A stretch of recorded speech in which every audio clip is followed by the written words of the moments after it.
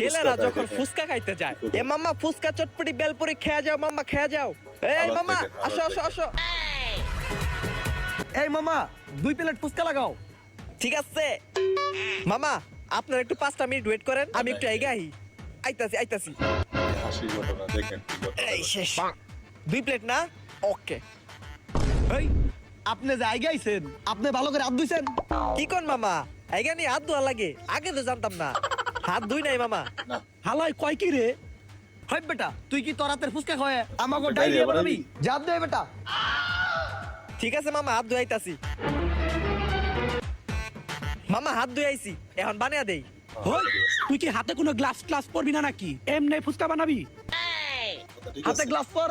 ঠিক আছে। এই যে মামা, এখন বানাই। ঠিক আছে এখন দে।